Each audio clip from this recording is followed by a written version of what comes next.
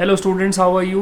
Let us discuss a topic here, a chapter here, chemical bonding, and in this lecture we are going to talk about the very basics but very important points about chemical bonding.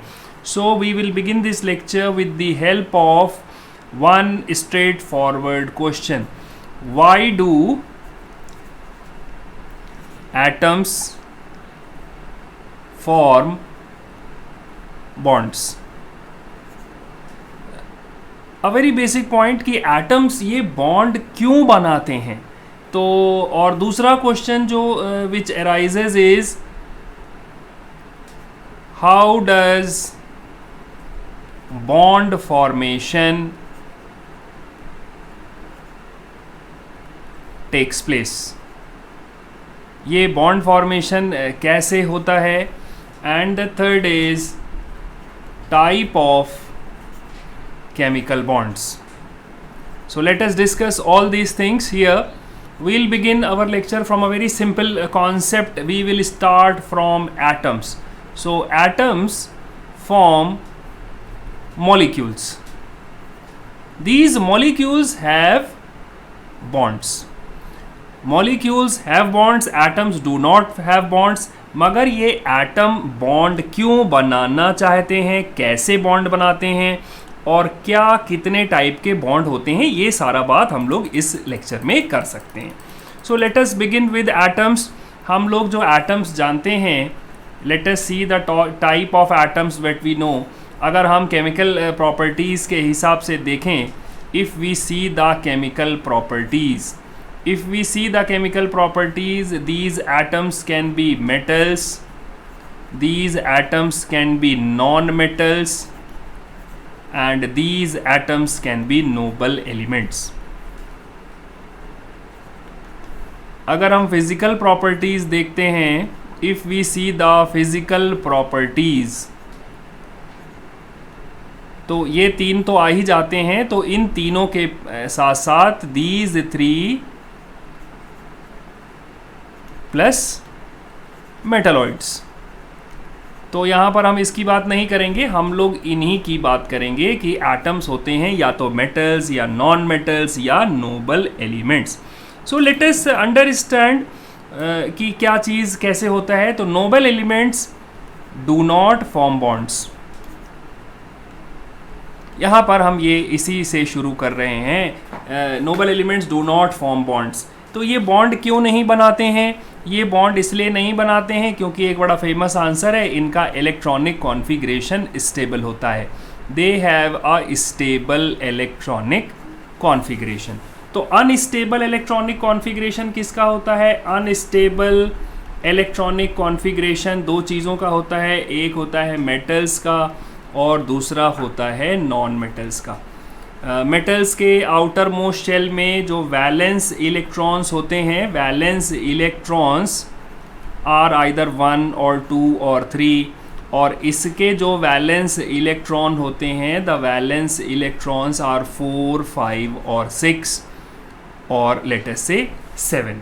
तो ये जो non metals हैं, तो ये लोग क्या चाहते हैं, ये भी चाहते हैं, they want to get the stable electronic configuration. तो पहला आंसर तो हमारे समझ में आ गया कि एटम्स क्यों बॉन्ड बनाते हैं. वो इसलिए बॉन्ड बनाते हैं ताकि उनका इलेक्ट्रॉनिक कॉन्फ़िगरेशन क्या हो जाए, स्टेबल हो जाए. This is EC and this is electronic configuration. अब हाउ विल दे गेट. तो let us summarise. Atoms want to achieve a stable electronic configuration. एक स्टेबल इलेक्ट्रॉनिक कॉन्फ़िगरेशन की इनको इच्छा है, डिज़ायर है. तो इसी वजह से ये लोग बॉन्ड बनाते हैं. So they form chemical bonds. इसीलिए ये बनाते हैं chemical bonds. Let us see how and why and what type of bonds they are forming. To get stable electronic configuration, to get stable electronic configuration, an atom can do three things. it can lose electrons, it can gain electrons और it can share the electrons। ये 3 method से ये वाले सारे काम हो सकते हैं। चलो अच्छा एक एक करके देख लें। तो जो लॉस करेंगे इलेक्ट्रॉन्स का वही तो मेटल्स होते हैं, और जो गेन करते हैं वो होते हैं नॉन मेटल्स, और जो शेयर करते हैं वो भी हैं नॉन मेटल्स। तो ये हमारा क्लासिफिकेशन हो रहा है। तो स्टेबल इलेक्ट्रॉनिक कॉन्फ़िगरेशन पाने के लिए 3 मेथड्स हो गए, loss of electron, gain of electron या share of electrons. Let us now come to the point here. अब यहाँ पर हमको 2 डेफिनीशंस स्टार्ट में ही लेनी पड़ेंगी। हमसे ये अगर कोई कहे कि केमिकल बॉन्ड क्या होता है, केमिकल बॉन्ड होता है it is a force between atoms,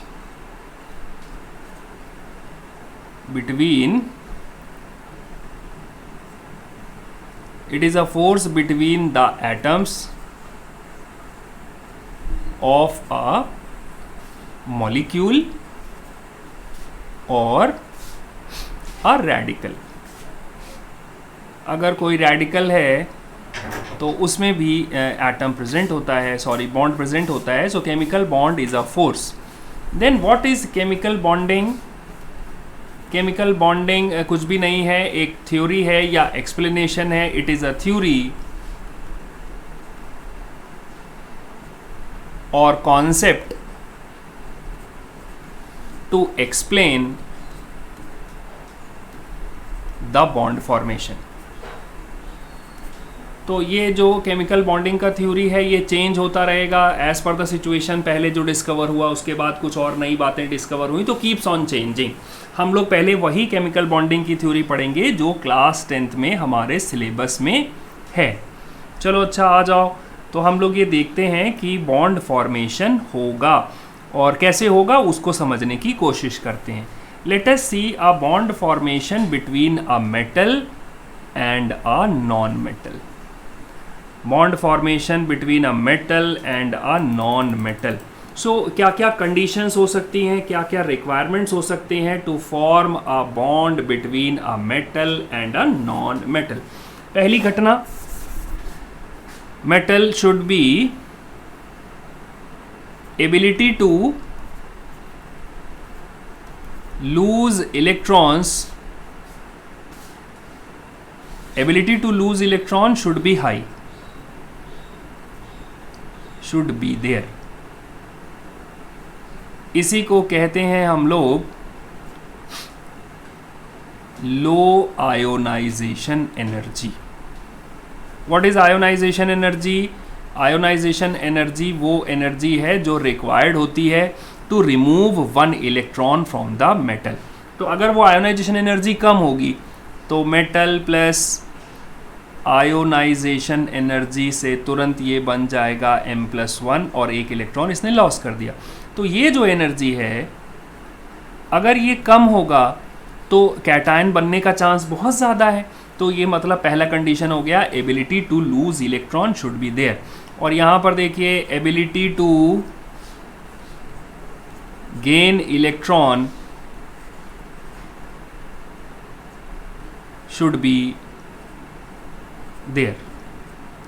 तो ability to gain electron is known as electron affinity. तो इलेक्ट्रॉन एफिनिटी क्या होना चाहिए? Electron affinity should be very high, electron affinity should be high. और इलेक्ट्रॉन एफिनिटी क्या होता है?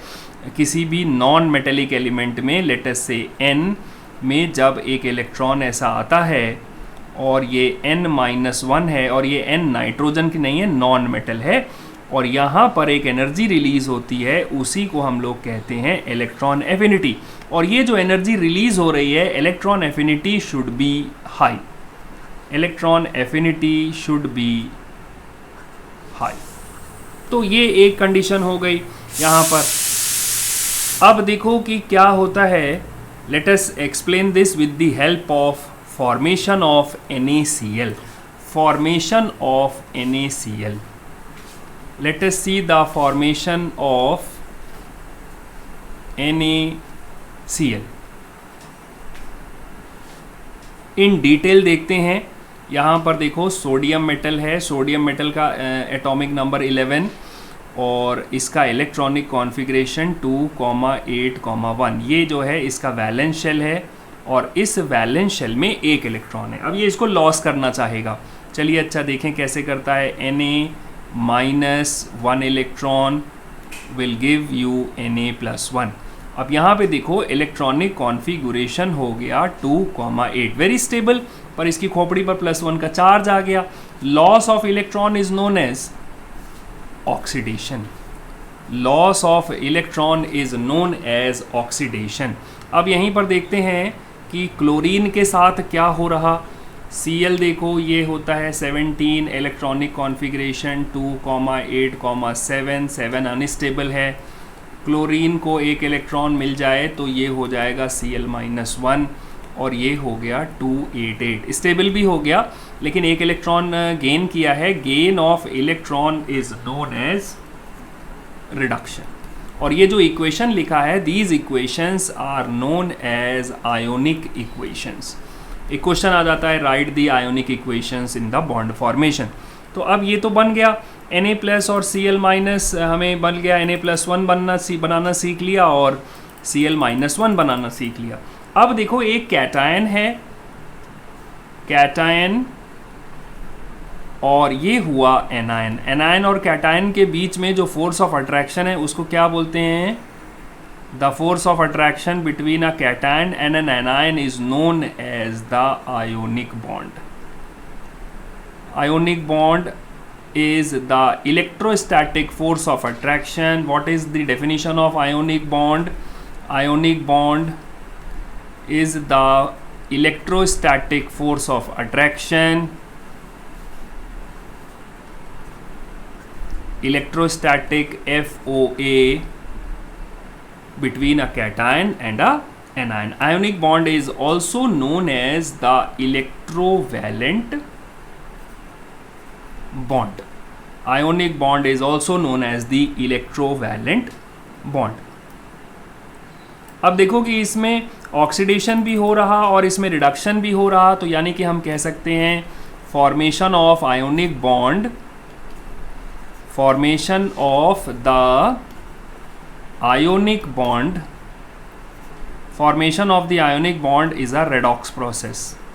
इसको मत भूलिएगा। चलिए अच्छा कुछ एक आध एग्जाम्पल्स और ले लें और हम लोग देखें कि ये कैसे फॉर्म होता है, और मुझे लगता है कि इसकी प्रैक्टिस हम लोगों को करनी चाहिए। चलो अच्छा आ जाओ, साथ साथ में करते हैं formation of calcium oxide. Late us see the formation of calcium oxide. तो ये जो फॉर्मेशन ऑफ कैल्शियम ऑक्साइड है इसका डिपिक्शन हम लोग को कैसे करना चाहिए? देखिए यहाँ लिख लेते हैं कैल्शियम, यहाँ लिख लेते हैं ऑक्सीजन। कैल्शियम का एटॉमिक नंबर 20, इसका एटॉमिक नंबर 8, इलेक्ट्रॉनिक कॉन्फ़िगरेशन 2,8,2, ये है 2,6। तो इसी से हम डिसीजन ले लिए कि ये एक मेटल है और ये क्या है, एक नॉन मेटल है। Let us write the ionic equations. Ionic equations में loss and gain of electron को हमें शो करना पड़ेगा। सो calcium -2 electron will give you Ca2+ cation, and loss of electron is oxidation. Loss of electron is an oxidation process. अब यहीं पे देखो कि ऑक्सीजन एटम के साथ क्या हो रहा। ऑक्सीजन 2 इलेक्ट्रॉन्स को गेन करेगा, it will form O-2। Gain of electron is reduction, gain of electron is reduction and loss of electron is oxidation.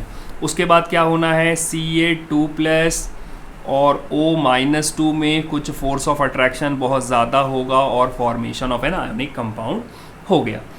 So let us सी कि इसी को डिपिक्ट करने के लिए एक साइंटिस्ट हैं जिसे हम लोग जिन्होंने एक मेथड निकाला, उन्होंने निकाला electron dot structures.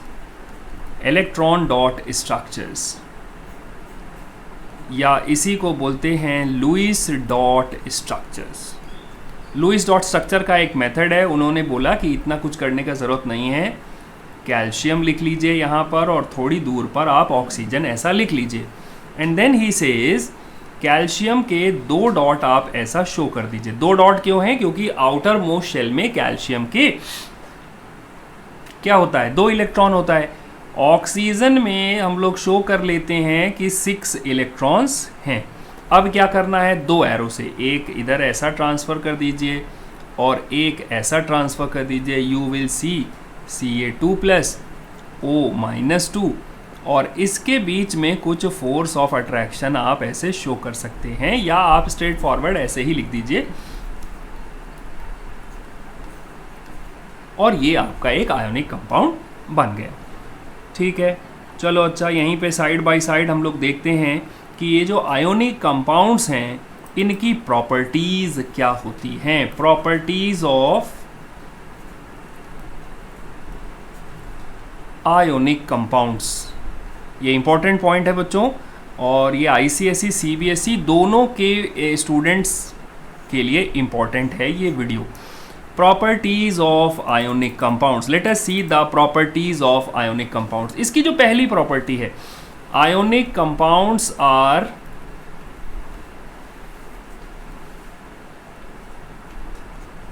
Hard solids with high melting point. इसका जो मेल्टिंग पॉइंट है वो बहुत ज़्यादा हाई है।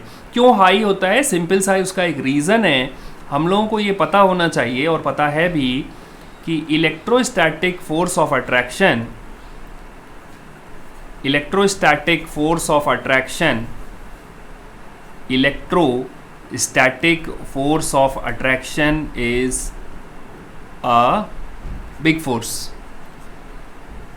और ये बहुत ज़्यादा हाई होता है। Electrostatic force of attraction is a big force और हाई मैग्नीट्यूड फोर्स। इसका जो मैग्नीट्यूड है वो ज़्यादा होता है। तो जब इसका मैग्नीट्यूड ज़्यादा है, तो जैसे अगर इमेजिन कर लो कि Na प्लस रखा है, फिर Cl माइनस रखा है, फिर Na प्लस का दूसरा मॉलिक्यूल ऐसा कुछ रखा है, एक मॉलिक्यूल्स रखे हैं ऐसे, तो मेडअप ऑफ कैटायंस है।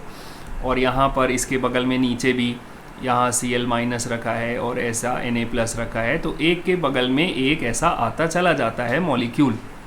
तो ये मैंने एक सिस्टम से ऐसा आपको शो कर दिया। तो फोर्स ऑफ अट्रैक्शन जो है वो बहुत ज़्यादा हो जाता है।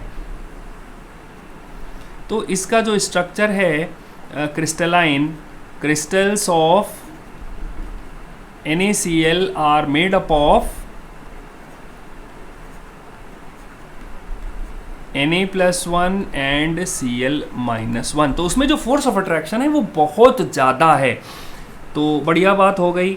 अच्छा, दूसरी बात देखें, यहाँ पर एक डिस्कशन करते हैं कि ये जो सॉलिड आयोनिक कंपाउंड्स हैं, आयोनिक कंपाउंड्स जब सॉलिड स्टेट में रहते हैं, सॉलिड आयोनिक कंपाउंड्स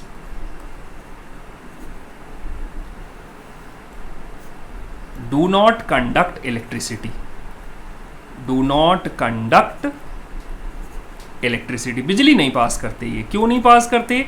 जल्दी से सोच के देखो। यहाँ पर क्या देखा हम लोगों ने, फोर्स ऑफ अट्रैक्शन बहुत ज़्यादा हाई था, ये they do not pass electricity, ऐसे नहीं पास कर पाते हैं as the force of attraction between the cations and anions is very high. High नहीं होता है, ये बहुत ज़्यादा हाई होता है।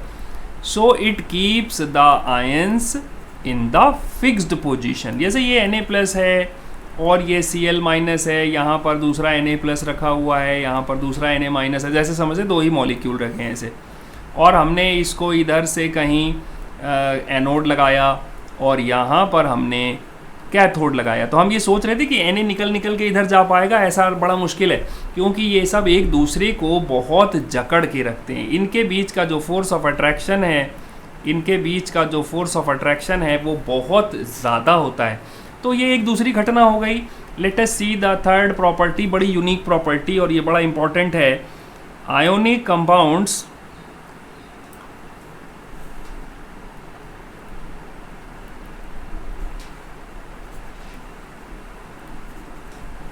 Are polar in nature. Polar का मतलब क्या है, इसमें आयंस प्रेजेंट हैं और वो आयंस कैसे हैं, अपोजिट चार्जेस के हैं। जहाँ जहाँ भी अपोजिट चार्जेस होगा उसी को हम लोग कहते हैं polar.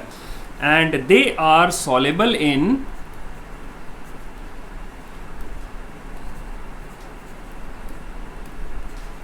Polar solvent water. Water भी एक पोलर सॉल्वेंट है। आ जाओ इस पे ज़रा डिस्कशन कर लें। वाटर का जो मॉलिक्यूल है ऐसा होता है, वाटर मॉलिक्यूल अगर हम ऐसा बनाएं तो वाटर का जो मॉलिक्यूल है, याद कर डालो 9th में पढ़ा होगा, उसका शेप थोड़ा सा बेंट होता है। और ये देखो कि ऑक्सीजन के पास बहुत सारे नहीं, दो लोन पेयर ऑफ इलेक्ट्रॉन्स हैं। There are 2 lone pair of electrons, तो ऐसा है। और यहाँ पर पोल्स हमको दिखाई पड़ रहे हैं। यहाँ पर थोड़ा सा प्लस चार्ज है, यहाँ पर थोड़ा सा कुछ निगेटिव चार्ज है। अगर इसको कंपेयर करें तो del, this is known as delta. Delta मतलब थोड़ा। और ये जब चार्जेस हैं तो वाटर में क्या है कि प्लस और माइनस ऐसा खूब सारा वाटर मॉलिक्यूल है।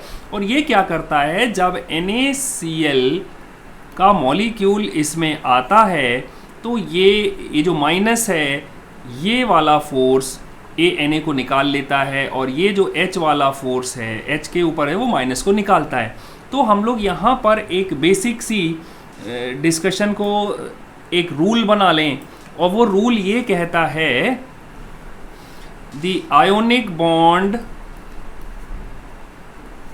इज रप्चर्ड, टूट जाता है, in presence of water. In the presence of water the ionic bond breaks। और आयोनिक कंपाउंड्स क्या शो करते हैं, आयोनिक कंपाउंड शो करते हैं, एक वर्ड आता है डिसोसिएशन। तो वो डिसोसिएशन का मतलब क्या है, आओ देख लें। डिसोसिएशन का मतलब है कि Na+ था और Cl- था, तो कैटायन एनायन पहले से प्रेजेंट थे, अब उनका क्या हो गया, डिसोसिएशन। थे यहाँ पर एक साथ और यहाँ पर अलग अलग हो गए, फ्री आयंस दोनों अलग अलग हो गए, और इस टर्म को ही हम लोग कहते हैं डिसोसिएशन। डिसोसिएशन मतलब थे तो बेचारे पहले से, लेकिन अब दोनों क्या हुए हैं, अलग अलग हो गए हैं। तो आयोनिक कंपाउंड्स की ये प्रॉपर्टीज़ हैं, हाईली सॉल्युबल इन वाटर। और हाईली सॉल्युबिलिटी के बाद क्या हुआ, what happens when we have the aqueous solution of, जल्दी से डिस्कस कर लें, aqueous solution of ionic compounds. Aqueous solution of ionic compound, जैसे कोई भी आयन ले लो, CaCl2 है, CaCl2 को अगर हम वाटर में डिसॉल्व कर दें तो क्या बनेगा, इसमें देखो Ca2+ और 2 क्लोराइड के आयंस बनेंगे, और यहाँ पर रहेंगे free ions. Aqueous solutions of ionic compound contain free ions and conduct electricity.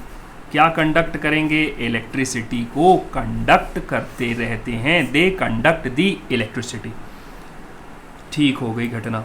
चलो अच्छा आ जाओ, हम लोगों ने ये देखा फॉर्मेशन ऑफ आयोनिक कंपाउंड्स। तो ये इस वाले लेक्चर में हम लोगों ने केवल यहीं तक अपनी बात रखते हैं, फॉर्मेशन ऑफ। और जल्दी से ज़रा देख लेना, draw the electron dot structure of, draw the electron dot structure of MgO MgCl2, ऐसा आप बना के ज़रा सा देख लीजिएगा। So that's the end. और नेक्स्ट लेक्चर में जब लेक्चर नंबर आएगा इसके बाद, तो उसमें हम लोग कोवैलेंट बॉन्ड के ऊपर में डिस्कशन करेंगे। That's all in this lecture. May God bless you.